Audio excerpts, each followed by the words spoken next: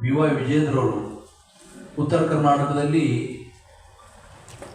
ಭಾರಿ ಮಳೆಯಾಗಿ ಅತಿವೃಷ್ಟಿಯಿಂದ ರೈತರು ಸಂಕಷ್ಟದಲ್ಲಿರುವಂತಹ ಸಂದರ್ಭದಲ್ಲಿ ರಾಜ್ಯದಿಂದ 2 ತಂಡಗಳನ್ನು ಮಾಡಿ ಸ್ವತಃ ನಮ್ಮ ಜಿಲ್ಲೆಗೆ ಬೀದರ್, ಕಲಬುರಗಿ, ಯಾದಗಿರಿಗೆ ರಾಜ್ಯಾಧ್ಯಕ್ಷರೇ ಪ್ರವಾಸಕ್ಕೆ ಬಂದಿದ್ದರು. ಇನ್ನೊಂದು ತಂಡ ಬೆಳಗಾವಿ, ಚಿಕ್ಕೋಡಿ, ಬಾಗಲಕೋಟೆ ಮತ್ತು ಬಿಜಾಪುರ ಜಿಲ್ಲೆಗೆ ಆರ್ ಅಶೋಕ್ ಅವರು ವಿರೋಧ ಪಕ್ಷದ ನಾಯಕರ ನೇತೃತ್ವ ತಂಡ ಪ್ರವಾಸ ಆಗಿತ್ತು. ಅವರು ಪ್ರವಾಸ ಮಾಡಿದ್ದಕ್ಕೆ ಮರುದಿವಸ ರಾಜ್ಯದ ಮುಖ್ಯಮಂತ್ರಿಗಳು ಅವರ ಸಚಿವ ಸಂಪುಟದ ಕೆಲವೊಂದು ಸಚಿವರನ್ನು ಕರೆದುಕೊಂಡು ಹೆಲಿಕಾಪ್ಟರ್ ಮುಖಾಂತರ ಏರಿಯಲ್ ಸರ್ವೆ ಮಾಡಿ ರೈತರಿಗೆ ನಾವೇನು NDRF, SDRF ಪ್ರಕಾರ ಪ್ರತಿ ವರ್ಷ 8,500 ಕೊಡ್ತೀವಿ, ಅದಕ್ಕೆ ಇನ್ನೂ 8,500 ಸೇರಿಸಿ ರೈತರಿಗೆ ನಾವು ಈ ಒಂದು ಅತಿವೃಷ್ಟಿಯ ಪರಿಹಾರವನ್ನು ಕೊಡ್ತೀವಿ ಅಂತೇಳಿ ಹೇಳಿದರು. ಆದರೆ ಅವ್ರು ಹೇಳಿದ್ದು 17,000 ರೂಪಾಯಿ ಪ್ರತಿ ಹೆಕ್ಟರ್ಗೆ ಕೊಡ್ತೀವಿ ಅಂತೀವಿ. ಮ್ಯಾಕ್ಸಿಮಮ್ 5 ಎಕರೆಗೆ ಮಾತ್ರ, ಅಂದ್ರೆ ಒಬ್ಬ ರೈತರಿಗೆ ಮ್ಯಾಕ್ಸಿಮಮ್ 34,000 ಮಾತ್ರ ಕೊಡ್ತೀವಿ ಅಂತ ಅನ್ನುವಂಥ, ನೀರಾವರಿ ಬೆಳೆ ಇದ್ರೆ 25,000 ಪ್ರತಿ ಹೆಕ್ಟರ್ಗೆ ಕೊಡುವಂತ ಒಂದು ಮಾತನ್ನು ಹೇಳಿದ್ರು. ಆದರೆ ಇಲ್ಲಿಯವರೆಗೆ ಒಬ್ಬ ರೈತರಿಗೆ ಯಾವುದೇ 1 ರೂಪಾಯಿ ಪರಿಹಾರ ಹಣ ಬಂದಿಲ್ಲ.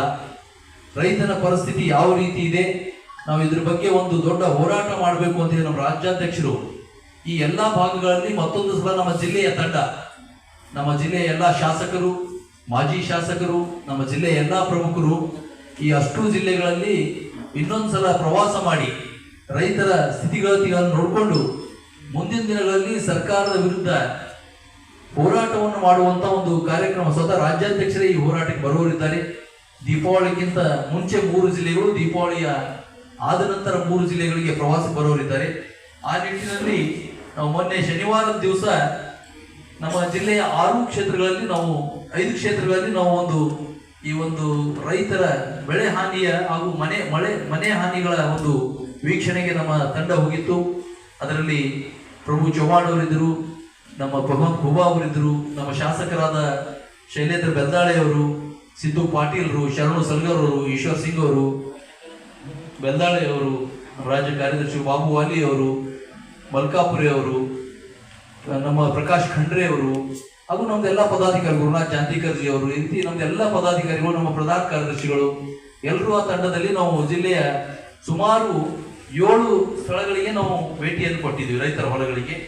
ಮೊದಲನೇದಾಗಿ ಬೀದರ್ ತಾಲೂಕಿನ ಚಾಂಬೋಳು ಹಾಗೂ ಔರಾದ್ ತಾಲೂಕಿನ ಕೌಠಾ ಮತ್ತು ರಕ್ಷಾಳ ಗ್ರಾಮಗಳಿಗೆ ಭೇಟಿ ನೀಡಿದ್ವಿ. ಸೈಗಾಂವ್, ಪಾಲ್ಕಿ ತಾಲೂಕಿನಲ್ಲಿ ಸೈಗಾಂವ್ ಗ್ರಾಮಕ್ಕೆ ಭೇಟಿ ನೀಡಿದ್ವಿ. ಬಸವ ಕಲ್ಯಾಣ ತಾಲೂಕಿನಲ್ಲಿ ಸೋಲ್ದಾಪ್ಕಾ ಮತ್ತು ಬೇಲೂರು ಗ್ರಾಮಗಳಿಗೆ ಭೇಟಿ ನೀಡಿದ್ದೀವಿ. ಹಾಗೂ ಕನ್ಕಟ್ಟ, ಹುಮ್ನಾಬಾದ್ ತಾಲೂಕಿನಲ್ಲಿ ಕನ್ಕಟ್ಟ ಗ್ರಾಮಕ್ಕೆ ನಮ್ಮ ಇಡೀ ತಂಡ ಎಲ್ಲ ಕಡೆ ಹೋಗಿ ವೀಕ್ಷಣೆಯನ್ನು ಮಾಡಿದಾಗ ಇವತ್ತು ರೈತರು ಎಷ್ಟು ಕಷ್ಟದಲ್ಲಿದ್ದಾರೆ ಅಂದ್ರೆ, ನಮಗೆ ಬೇಲೂರು ಗ್ರಾಮದಲ್ಲಿ ಒಬ್ಬ ರೈತ ಅಶೋಕ್ ಕಾಮಣ್ಣ ಅಂತ ಹೇಳಿ, ಇವತ್ತು ತಾವು ಬಂದಿದ್ದೀರಿ, ನಮ್ಮ ಸರ್ಕಾರ ಪ್ರತಿನಿಧಿಗಳು ಯಾರೂ ಬಂದಿಲ್ಲ, ಆದ್ರೆ ನಮ್ಮ ಪರಿಸ್ಥಿತಿ ಏನಿದೆ ಅಂದ್ರೆ ನನ್ನ ಕಿಸ್ದಲ್ಲಿ ನಾನು ಹಗ್ಗ ಇಟ್ಕೊಂಡು ಬಂದೀನಿ, ಇವತ್ತು ನಾನು ಆತ್ಮಹತ್ಯೆ ಮಾಡ್ಕೊಂಡು ಬಿಟ್ರೆ ಬೇರೆ ಯಾವುದೇ ದಾರಿ ಇಲ್ಲ. ಒಂದು 5 ಎಕರೆ ಉದ್ದು ನೀರಿನಲ್ಲಿ ನಿಂತಿದ್ದು.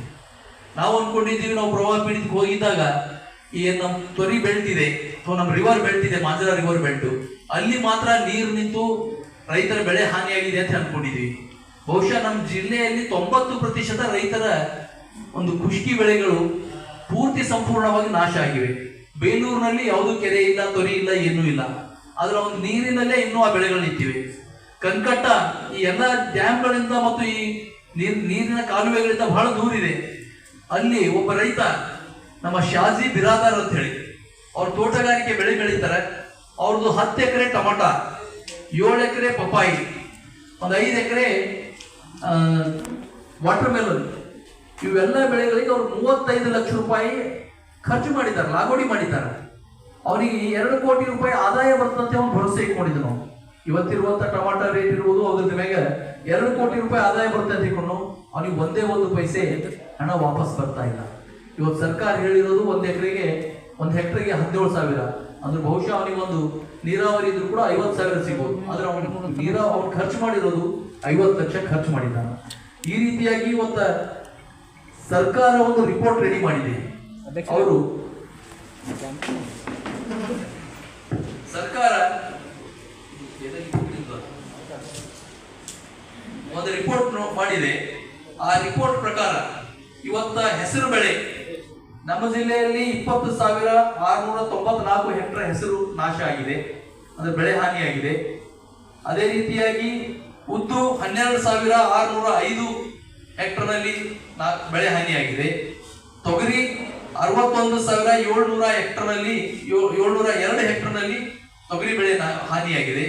ಸೋಯಾ 68,902 ಹೆಕ್ಟರ್ ನಲ್ಲಿ ಸೋಯಾ ಬೆಳೆ ಹಾನಿಯಾಗಿದೆ ಅನ್ನುವಂತ ಒಂದು ವರದಿ ಇವತ್ತು ಸರ್ಕಾರಕ್ಕೆ ನಮ್ಮ ಬೀದರ್ ಜಿಲ್ಲೆಯಿಂದ ಜಿಲ್ಲಾ ಆಡಳಿತದ ಸಲ್ಲಿಕೆಯಾಗಿದೆ. ನಮ್ಮ ಜಿಲ್ಲೆಯಲ್ಲಿ ಬಹುಶಃ 5 ಲಕ್ಷ ಹೆಕ್ಟರ್ ನಲ್ಲಿ ಬಿತ್ತನೆಯಾಗಿದೆ. ಅದು ನೀರಾವರಿ ಬೆಳೆ ಇರ್ಬೋದು, ಅದು ನಮ್ಮ ಬಯಲು ಬೆಳೆ ಇರ್ಬೋದು, ಅಥವಾ ತೋಟಗಾರಿಕೆ ಬೆಳೆ ಇರ್ಬೋದು. ಒಟ್ಟು ಅಂದಾಜು ಒಂದು 4.5 ರಿಂದ 5 ಲಕ್ಷ ಹೆಕ್ಟರ್ ಭೂಮಿಯಲ್ಲಿ ನಮ್ಮಲ್ಲಿ ಬಿತ್ತನೆ ಆಗ್ತದೆ. ಆದ್ರೆ ಇವತ್ತು ಅವ್ರು ಸರ್ಕಾರಕ್ಕೆ ರಿಪೋರ್ಟ್ ಕೊಟ್ಟಿದ್ದೆ ಅಂತಂದ್ರೆ 1,66,000 ಹೆಕ್ಟರ್ ಭೂಮಿಯಲ್ಲಿ ಬೆಳೆ ಹಾನಿಯಾಗಿದೆ ಅಂತ ಹೇಳಿ. ಅಂದ್ರೆ 33% ನಮ್ಮ ಜಿಲ್ಲೆಯಲ್ಲಿ ಎಷ್ಟು ಕಲ್ಟಿವೇಶನ್ ಆಗಿದೆಯೋ, ನಮ್ಮ ಜಿಲ್ಲೆಯಲ್ಲಿ ಎಷ್ಟು ಬಿತ್ತನೆ ಆಗಿದೆಯೋ ಆ ಭೂಮಿಯಲ್ಲಿ ಕೇವಲ 33% ಭೂಮಿಯಲ್ಲಿ ಮಾತ್ರ ಬೆಳೆ ಹಾನಿಯಾಗಿದೆ. 33% ಜನರಿಗೆ ಮಾತ್ರ ಅದು ಸಿಗುವಂತ ಅಲ್ಪ ಸ್ವಲ್ಪ ಒಂದು ಪರಿಹಾರಧನ ಸಿಗುತ್ತೆ. ಇನ್ನು 65% 67% ರೈತರಿಗೆ ಯಾವುದೇ ಪರಿಹಾರಧನ ಸಿಗಲ್ಲ.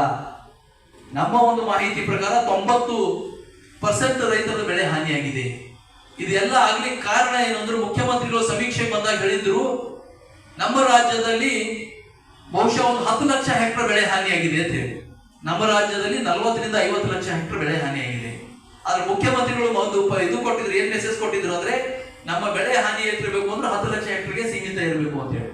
ಇವತ್ತು ಇಡೀ ರಾಜ್ಯದ ಬೆಳೆ ಹಾನಿ ಅವರು ತೋರಿಸಿರೋದು ಎಷ್ಟು ಅಂದ್ರೆ 12,59,000 ಹೆಕ್ಟರ್ ನಲ್ಲಿ ಇಡೀ ರಾಜ್ಯದಲ್ಲಿ ಬೆಳೆ ಹಾನಿಯಾಗಿದೆ ಅಂತ ಹೇಳಿ ಇವತ್ತು ನಮ್ಮ ರಾಜ್ಯದ ಒಂದು ಆಡಳಿತ ಸರ್ಕಾರಕ್ಕೆ ವರದಿ ಕೊಟ್ಟಿದೆ. ಅದರ ಪ್ರಕಾರ ಅವರು ರೈತರಿಗೆ ಕೊಡ್ತಾ ಇರುವಂತ ಹಣ ಎಷ್ಟಾಗ್ತಾ ಇದೆ ಅಂದ್ರೆ ಕೇವಲ 2,000 ಕೋಟಿ ರೂಪಾಯಿ ಹಣ ಇವತ್ತು ಸರ್ಕಾರದಿಂದ ಕರ್ನಾಟಕದಲ್ಲಿ ಅನುದಾನವನ್ನು ಕೊಡ್ತಾ ಇದ್ದಾರೆ.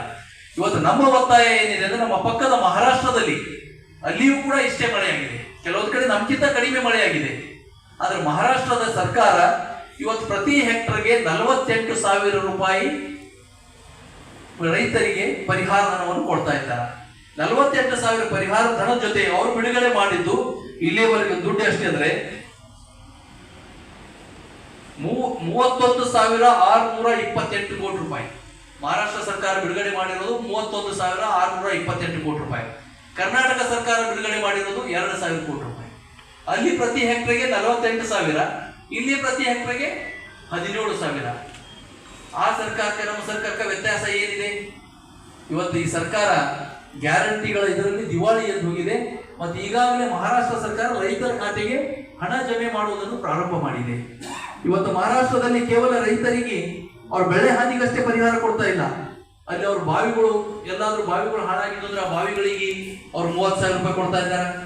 ಅನಿಮಲ್ಗಳು ಅವ್ರ ಎಮ್ಮೆ ಹಸು ಯಾವ್ದಾದ್ರು ಸತ್ತು ಹೋಗಿದ್ರೆ, ಪ್ರವಾಹದಲ್ಲಿ ಕೊಚ್ಕೊಂಡು ಹೋಗಿದ್ರೆ ಅದಕ್ಕೆ 37,500 ರೂಪಾಯಿ ಕೊಡ್ತಾ ಇದ್ದಾರೆ. ಕೋಳಿ ಅಂತ ಬರಡುಗಳು ಹೋಗಿದ್ರೆ ಅದಕ್ಕೆ 100 ರೂಪಾಯಿ ಪ್ರತಿ ಅಕ್ಕಿಗೆ ಕೊಡ್ತಾ ಇದ್ದಾರೆ. ಆದ್ರೆ ಕರ್ನಾಟಕದಲ್ಲಿ ವಿಶೇಷವಾಗಿ ನಮ್ಮ ಕ್ಷೇತ್ರದ ನಮ್ಮ ಜಿಲ್ಲೆಯ ಔರಾದ್ ತಾಲೂಕಿನ ಒಂದು ದಾಬುಕಾ ಜಿಲ್ಲಾ ಪಂಚಾಯತಿ ವ್ಯಾಪ್ತಿಯಲ್ಲಿ ನಂದಿ ಬಿಜಲ್ಗಾಂವ್ ಗ್ರಾಮದಲ್ಲಿ ಒಂದೇ ದಿವಸಕ್ಕೆ 316 mm, ಒಂದು ರಾತ್ರಿಯಲ್ಲಿ 316 mm ಮಳೆಯಾಗಿದೆ. ಇದು ಅಗ್ರಿಕಲ್ಚರ್